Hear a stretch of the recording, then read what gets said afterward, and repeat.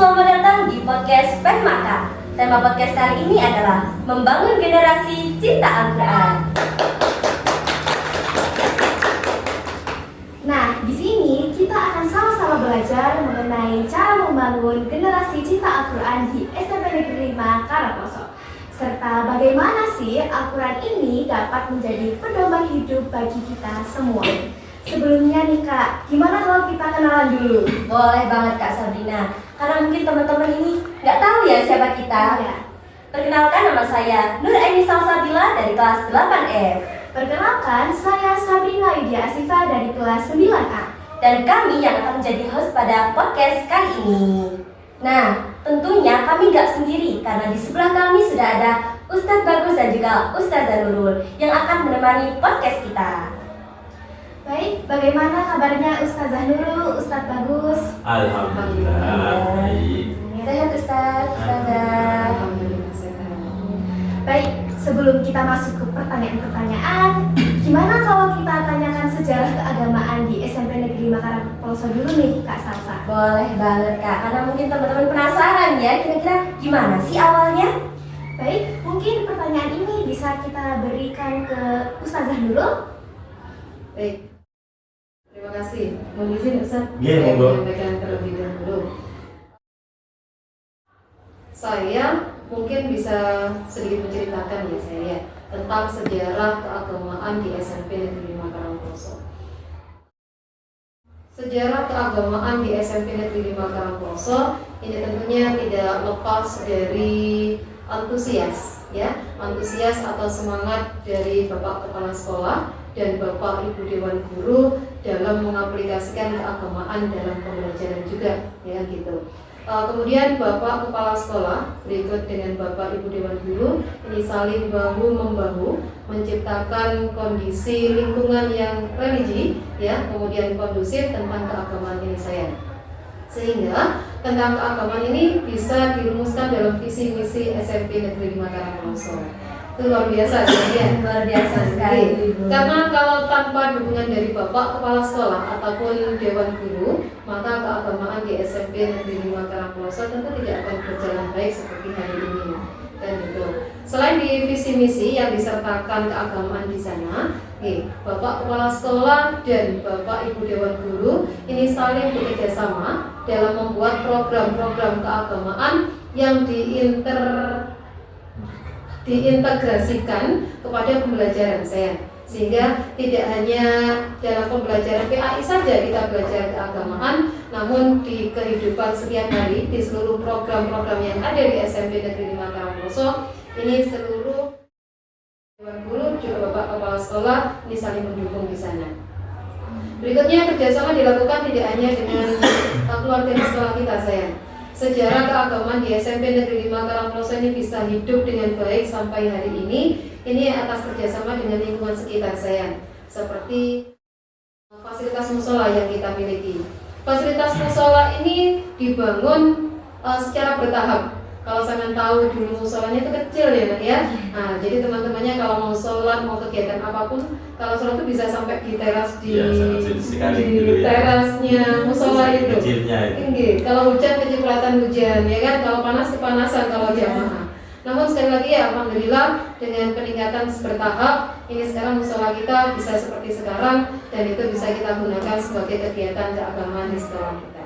Selamat Dan banget jika ya sering di Karangploso. Baik, setelah kita dengar sejarah keagamaan di SMP Negeri 5 Karangploso, kamu penasaran nggak sih Kak sama upaya-upaya yang udah dilakuin? Iya nih Kak, karena SMP Negeri 5 Karangploso ini keagamannya bagus, nggak mungkin mereka hanya diam saja. Ya pasti ada upayanya dong. Iya. Kamu mau kasih pertanyaan kemana? Ke Bapak Bagus, karena beliaunya sudah ada di sini. Iya. Ya, terima kasih atas kesempatannya. Terkait dengan upaya yang kami lakukan, itu kami sebagai guru agama dan juga Bapak Ibu guru yang lainnya mengintegrasikan antara nilai-nilai keagamaan dengan pembelajaran, seperti hanya tanggung jawab, kejujuran, sikap sopan santun, dan juga hal-hal yang berkaitan dengan keagamaan itu diintegrasikan dengan pembelajaran, sehingga anak-anak itu bisa melatih dirinya dan juga melatih untuk lebih disiplin, sehingga sekolah itu menjadi sekolah yang lebih baik. Dan untuk ekstrakurikuler juga kita adakan terkait dengan hal-hal yang berkaitan dengan keagamaan, seperti halnya ada BTQ yang itu diwajibkan untuk kelas 7, sehingga harapannya kelas 8 dan 9 itu sudah bisa membaca Al-Quran dengan baik, dan harapannya juga bisa mencintai Al-Quran, sehingga hal-hal yang berkaitan dengan Al-Quran tertanam dalam diri mereka. Juga ada Qiraah dan Al-Banjari yang berkaitan dengan keagamaan, dan itu semua didukung dengan semua guru, tidak hanya guru TAI saja, tapi semua bapak ibu guru dan juga kepala sekolah sangat mendukung dengan kegiatan yang ada di sekolah, terutama pembiasaan seperti halnya di awal itu ada menyanyikan lagu Indonesia Raya, dilanjutkan Asmaul Husna, dan setelah masuk itu ada membaca surat-surat pendek yang dilakukan 15 menit di awal, dan itu semua guru sangat mendukung dan sangat mengapresiasi dengan adanya kebiasaan itu. Memang awalnya sulit kita itu melaksanakan kebiasaan itu, kurang lebih sekitar 4 tahun ya Bu ya. Jadi 4 tahun itu awalnya memang agak sulit, tapi lama-kelamaan ternyata bisa berjalan dengan baik, sehingga bisa berjalan seperti sekarang ini. Bahkan kalau boleh menambah nih Kak ya, kalau pagi hari itu kalau bisa kita dengarkan bacaan Qurannya teman-teman nih, kita berasa seperti di dunia pesantren SMP Negeri Mataram gitu saya. Baik ya, jadi seperti halnya di buku samping kanan itu ada resep hidup bahagia dengan Al-Quran. Di situ ada salah satu ayat yang berbunyi A'udzubillahi minasyaitonirrajim. Bismillahirrahmanirrahim. Kunnah bitu minha jami'an fa imma ya'tiyanakum minni hudan faman tabi'a hudaya fala khaufun 'alaihim wa lahum yahzanun. Yang mana di dalamnya artinya adalah Allah berfirman, keluarlah kamu semua dari surga, baik itu setan, jin, iblis, dan juga manusia. Dan di situ juga ada terusannya, artinya yaitu jika benar-benar datang petunjukku dan siapa saja yang mengikuti petunjukku, mereka tidak akan pernah takut terhadap apa yang mereka timpa, dan mereka pun tidak pernah bersakit hati. Jadi saya ulangi, di situ menjelaskan tentang kita pentingnya dalam mempelajari Al-Quran, dan Allah sudah berjanji barang siapa yang mengikuti petunjuk Allah yang berada dalam Al-Quran, mereka tidak pernah takut terhadap apa saja yang mereka hadapi. Hal-hal yang negatif pun mereka tidak pernah takut, dan mereka sudah dijanjikan sama Allah tidak akan pernah sakit hati. Jadi itu yang berada di sebelah kanan. Terima kasih Ustaz Abdul. Mungkin bisa dengan kata lain, kalau orang yang senang baca Quran itu nggak sedih. Ngomong-ngomong tentang cinta Al-Quran di Ustaz Abdul, kira-kira siswi SMP Negeri Mataram Pelosok ini sudah ada belum yang mau gitu untuk mengikutinya? Oh, insya Allah sudah banyak saya. Dengan upaya yang sudah disampaikan sama Ustadz Bagus tadi ya, kebiasaan pagi membaca juz amma itu sebenarnya sudah terlihat banyak anak-anak yang kemudian bacaan Qurannya menjadi bagus. Itu menurut saya dengan bacaan bagus mereka sudah cinta kepada Al-Qurannya itu. Namun ada satu program mungkin yang tadi, satu upaya mungkin yang perlu disampaikan sama Ustadz Bagus, menggalang anak-anak cinta untuk lebih cinta kepada Al-Quran. Ini kami punya satu program namanya kegiatan Khatmul Quran saya. Oh iya, baik. Nah, kegiatan 1 bulan sekali itu. sebulan sekali. Ya. Kegiatan Khatmul Quran ini upaya yang dilakukan oleh sekolah adalah saya, Ustaz atau teman-teman yang lain ini mewadahi anak-anak yang sudah lancar, ya, yang sudah lancar bacaannya dalam satu program ini. Sepertinya saya tadi sudah membocorkan kepada Sabrina, beberapa nama pada saat ngobrol-ngobrol tadi loh saya. Oh iya. Nah, itu saya sepertinya sudah menyebut beberapa nama dari anak-anak Kotmil saya yang insya Allah ya, mereka sudah siap untuk menjadi penghafal Al-Quran dan mereka sudah hafal beberapa juz sebenarnya. Nah, mungkin nanti bisa diperkenalkan atau bisa dipanggil untuk bisa kesini menjadi teman-teman kita nanti. Oh iya, masa kamu lupa sih? Kalau nggak salah tadi Ustazah Nurul ini udah beri kita 4 nama kalau nggak salah. Nggak mungkin lupa, Kak. Tanpa berlama-lama, kita langsung panggil saja mereka. Yang pertama ada Media Aulia Nesya Sohan dari kelas 9. Dan yang kedua ada Analia Kusuma Wardani dari kelas 8. Berikutnya masih dari kelas 8F, yaitu Kulota Akyuni. Nah, yang terakhir gak kalah menarik yaitu adik kelas kita, yaitu Bilqis Zahratus Syifa.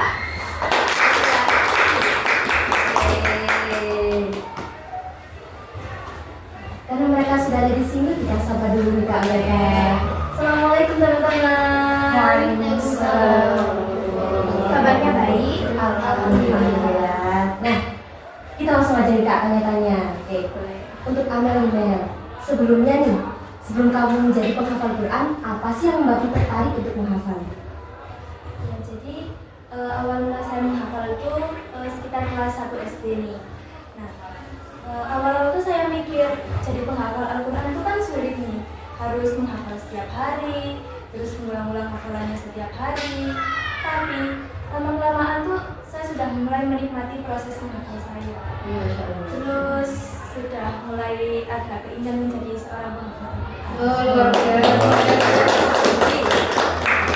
Tapi saya juga termotivasi oleh cerita orang tua saya yang katanya seorang penghafal Al-Quran tuh nanti di hari akhir mendapat syafaat.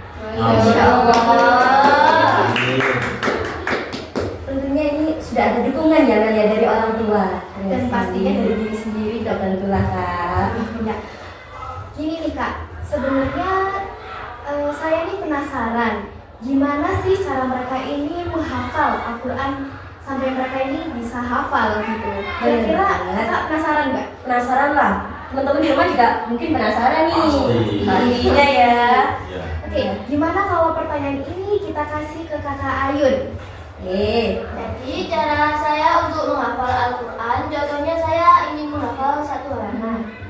Saya membaca satu halaman tersebut berkali-kali, kalau saya biasanya 3-5 kali. Setelah dibaca berkali-kali, saya mencoba menghafal sedikit demi sedikit dari satu ayat tersebut, sampai saya hafal satu ayat tersebut. Sebelum menambah ke ayat berikutnya, saya harus menentukan apakah saya sudah benar-benar hafal atau masih belum. Karena syarat untuk menambah hafalan Al-Quran itu harus benar-benar tuntas atau benar-benar hafal. Masya Allah. Tepuk tangan dulu dong. Baik, gimana? Udah terjawab kan ya? Sudah. Sebenarnya saya masih pengen tahu nih Kak. Kan ini kan si adik Bilqis kan masih kelas 7 nih. Kira-kira kenapa ya adik Bilqis ini mau menjadi penghafal Al-Quran? Benar banget, karena usia Bilqis ini masih usia dimana suka bermain gitu ya Iya. Kak. Dia memilih untuk menghafal Quran.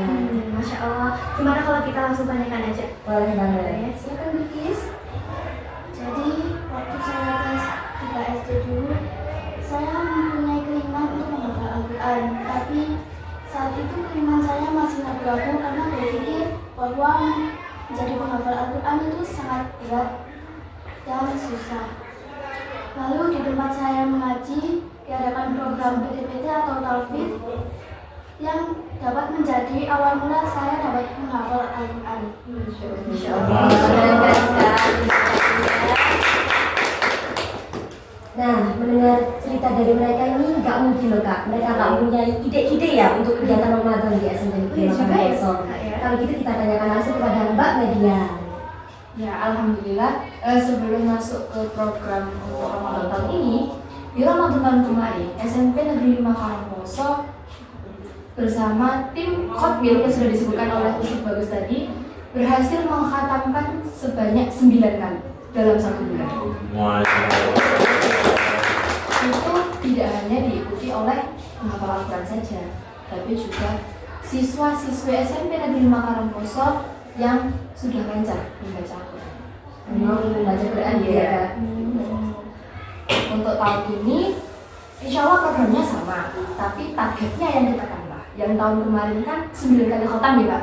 Iya. Kalau yang tahun ini, saya dan tim Khotmil Quran berharap bisa 20 kali khatam. Amin, amin, amin. Doakan ya, semoga Ya. keinginan tersebut tercapai. Amin, amin. Baik, keren banget ya Kak Salsa ya. SMP Negeri Makassar memang keren nih Kak. Tepuk tangan dulu dong. SMP Negeri 5 Karangposo.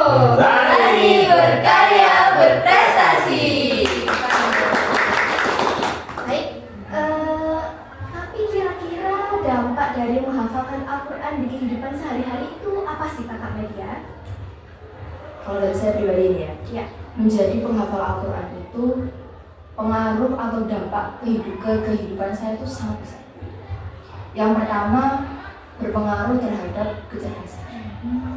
Saya akui, sebelum menjadi penghafal Al-Quran, saya itu belajar itu malas. Belajar itu malas karena sulit untuk menangkap pembelajaran yang telah dijelaskan. Iya, sudah hafal. Iya, setelah menjadi penghafal Al-Quran, waktu itu saya masih kelas 4 SD.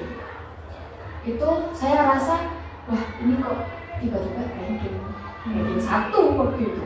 Wis dong. Berarti lebih mudah. Iya, lebih mudah. Sebenarnya lebih mudah Pak, karena sebelumnya saya menghafal Al-Quran, 1 tahun sebelum saya menghafal Al-Quran, itu peringkat saya 24 waktu itu. Tiba-tiba setelah mencoba menghafal, ketertarikan untuk belajar itu ada. Dari hati nurani yang paling bawah itu ada kayak, aku pengen belajar, aku pengen bisa. Itu dari Al-Quran. Yang kedua, untuk mengontrol akhlak. Jadi setiap kali saya ingin melakukan sesuatu yang enggak terpuji atau tercela, itu selalu ingat, kamu itu penghafal Al-Quran, jangan kayak gitu. Untuk merem akhlak saya. Masya Allah. Ini juga ada perbedaannya juga. Dulu sebelum jadi penghafal Al-Quran, saya itu pernah bertengkar sama teman saya. Nah, teman saya itu meludahi buku saya. Langsung saya seret gitu, kepalanya langsung saya seret sebelum jadi penghafal Al-Quran.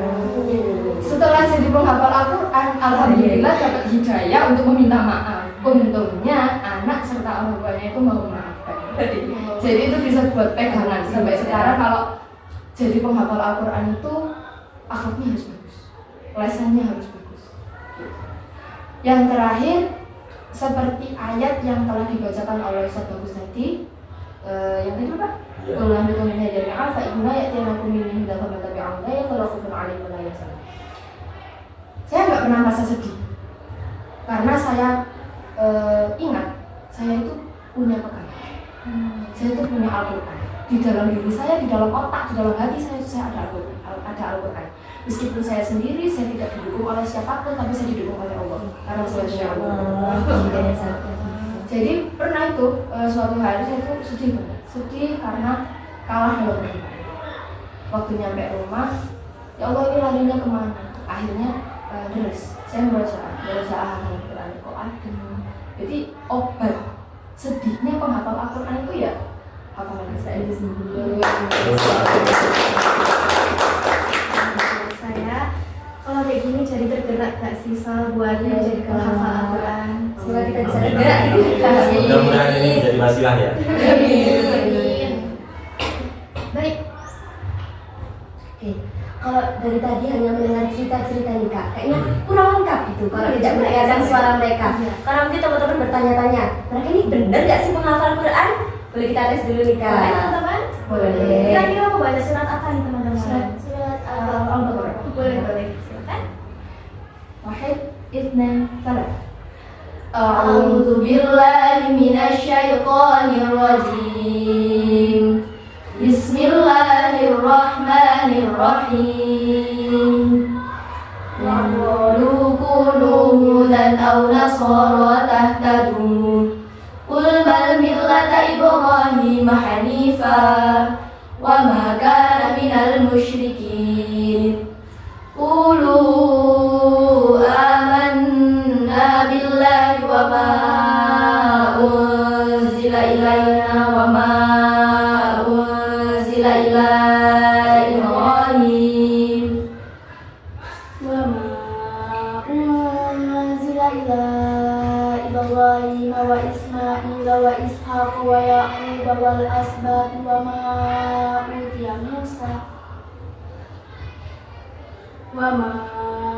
utiya Musa wa Isa wa ma utiya nabiyyuna min rabbihim la nufarriqu baina ahadin minhum wa nahnu lahu muslimun.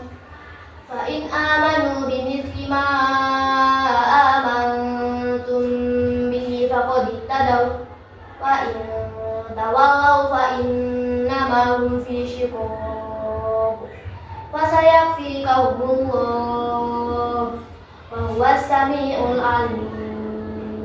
Subhanallah wa man ahsanu minallahi subhanahu wa nahnu lahu 'abidun. Qul atuhajjunana fillahi wa huwa rabbuna wa rabbukum wa lana a'maluna wa lakum a'malukum wa nahnu lahu mukhlisun. Am taquluna inna Ibrahim wa Ismail wa Ishaq wa Yaqub wal asbat kanu hudan aw nasara. Qul a'antum a'lamu amillah wa man a'lamu mimman katama syahadatan 'indahu minallah wa ma Allahu bighafilin 'amma ta'malun. Tilka ummatun qad khalat laha ma kasabat wa lakum ma kasabtum wa la tus'aluna amma kanu ya'malun. Shadaqallahul 'azim. Allahumma arhamna bil Qur'an. Bagus sekali nih Kak suara-suara Ya? Iya. Pasti dong, kita tuh bangga banget punya teman-teman kayak mereka. Nah, Apalagi Ustazah Nurul dan Ustaz Bagus. Iya, bagus sekali Sangat sih. bangga sekali anak-anaknya seperti ini. Wah, tidak terasa ya Kak ya kalau waktunya udah mau selesai aja ini. Sebelumnya kita sampaikan terima kasih dulu ke teman-teman kita. Yang sudah mau hadir pada hari ini. Terima kasih teman-teman. Terima kasih ya, teman-teman. Dan yang paling penting nih Kak, kita ucapkan terima kasih kepada Ustaz Bagus dan juga Ustazah Nurul. Terima Sama-sama. kasih atas kehadirannya. Semoga saja nih Kak ya, podcast kita kali ini dapat bermanfaat untuk teman-teman SMP Negeri 5 Karangploso untuk menjadi generasi pecinta Al-Quran. Amin. Mungkin ada yang ingin disampaikan lagi sebelum acara ini ditutup? Dari saya ya, untuk siswa-siswi yang ingin menghafal Al-Quran, mohon untuk niatnya itu ditata. Niat untuk menghafal Al-Quran itu harus ditata biar nggak salah nanti jalannya. Kalau hafalan itu harus diniati tirakat. Kalau dari saya harus diniati tirakat. Kalau hafalan kamu anggap sebagai beban, maka ya sia-sia kamu akan terbebani sendiri oleh hafalan tersebut. Pada hafalannya Bagus sekali ya Kak ya Motivasi dari Kak Media ini ya. Oke, gitu aja kan Kak ya. Ya, sekian dari kami. Wassalamualaikum warahmatullahi wabarakatuh. Waalaikumsalam warahmatullahi wabarakatuh.